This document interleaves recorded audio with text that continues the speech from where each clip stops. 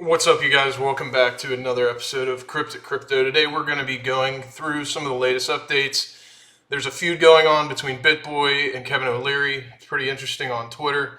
A lot of people have been reinstated back on Twitter with the Elon Musk new leadership. It looks like Jordan Peterson's back on the scene. It looks like Donald Trump has been reinstated. However, he said that he is not going to be using Twitter because he's using Truth Social. So we're going to be going through some coins today that I believe have potential for the next bull run. Also, we're going to be looking at some of the historical charts of Bitcoin and why it's important to stay focused on Bitcoin. So with that, let's go ahead and jump into it.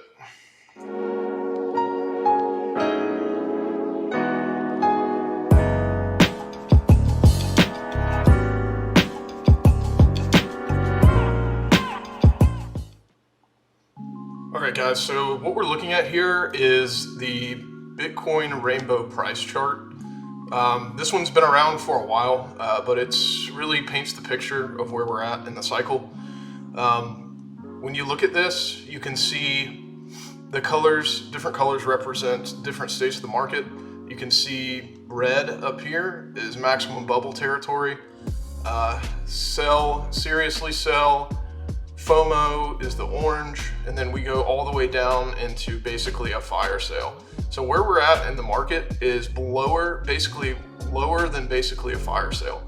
So we are 2 standard deviations oversold in Bitcoin. And if there's a time to get in, I would, based off of this one chart, say that this is a decent time to get in the market. You can see how we got up into the orange territory in 2021. Is this a bubble? You can see back on the previous cycles back in 2014 how we went way above the maximum bubble territory. But you can see after each halving, this actually, the peak is lower each time. So even here we got to about the orange. And now here, I mean, I would say as we get closer and closer to 2024, we may only get up to the orange territory. Is this a bubble? Or even the yellow. But once we get up here, this is a logarithmic regression band. So as time goes on, the value continues to increase. As you can see, it's increasing over time. The Bitcoin price in USD is over here. So even if we get past this halving and we only get up to this yellow or orange band, you're still looking at 100, 200, 300,000, depending on what the speculation gets up to. I look at this a good bit. I think it's a really good indicator of when a buy signal is, and we have never seen these low levels below basically a fire sale zone. So in my opinion, this is just right now is a good time to put some additional funds into Bitcoin. I don't see the downside here as we're in this $16,000 range. Another important metric to look at here is the stock to flow. This one was created by Plan B. This is his Twitter handle, 100 trillion USD. So it's kind of the same logarithmic trend, but you can see over time that this is a monotonically increasing function. So it's, even if we're volatile, which we are, we're coming back down into the $16,000 range, you can see that it's a monotonically increasing function. So over time, the longer Bitcoin is around, the base price, the true fair value is going to continue to increase. As more funds come in here into the Bitcoin universe, the price will become more stable. It's just a matter of time and regulation around the space. And you can see once we get up in this area, we're back up to 100,000. And then this designates the halving up here. And you can see once it halves, then the price goes up because the miners of Bitcoin would not make as much money because their block reward is going to be cut in half from 6.25, I believe, to 3.125 per block. So that's what drives the price up in order for the miners to continue to make profit for mining the system. So the stock to flow model, I think, is still relevant. The predictions from 100 trillion USD have not worked out, but I think the stock to flow is still a good indication, along with the rainbow chart. So right here, remember, be greedy when others are fearful. This is still what I look at, and I continue to DCA in at this time. Honestly, a little bit more than I was in the past, just because of where we're at in the market cycle. Okay, so if we jump in, past Bitcoin, just some quick market updates. Ethereum is down another 4%. This is due to some of the sell pressure. Looks like the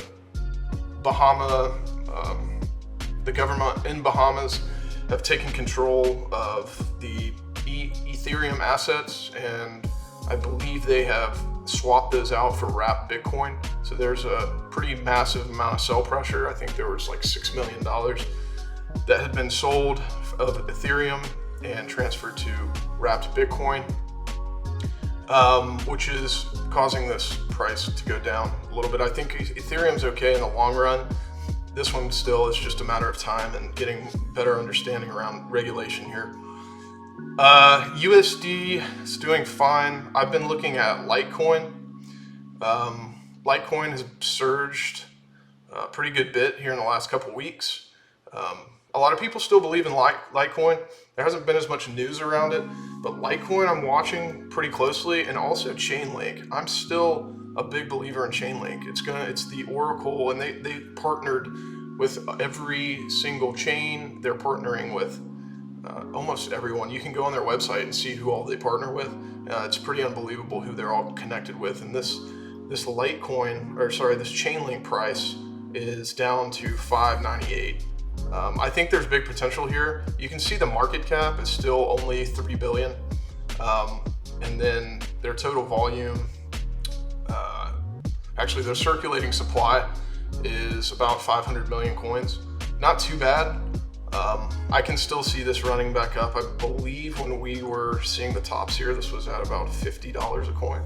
So I can go back a year, a little over a year, peaked at about 50.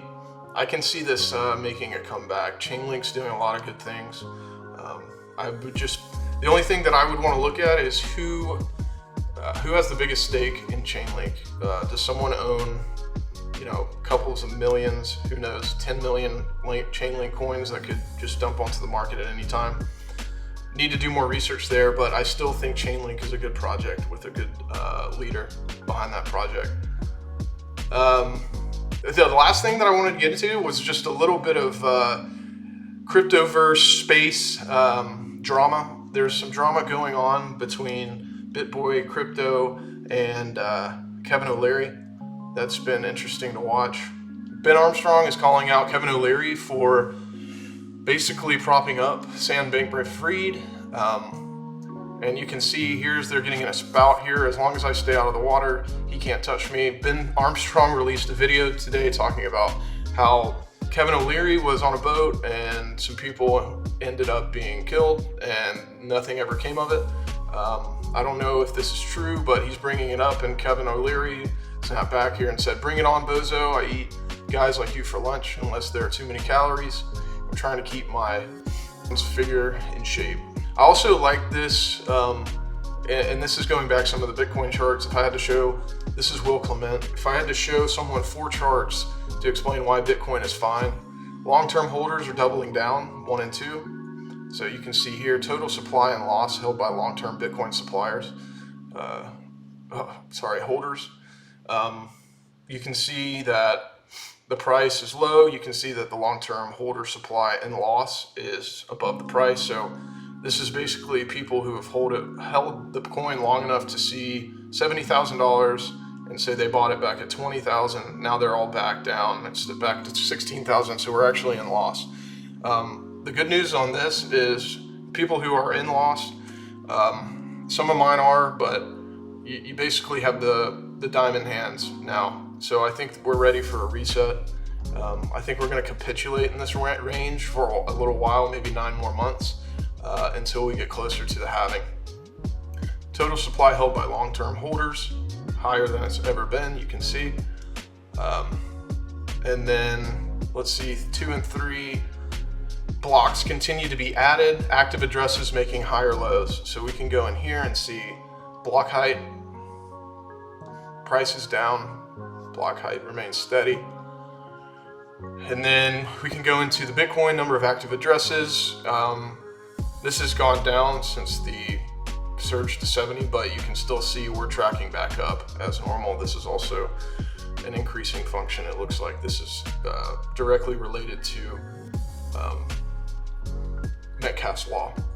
So this was the update. You guys, I hope you enjoyed the content today. Leave me a comment, and if you could, subscribe, like the video, and hit the notification bell for all the latest updates. Have a good one.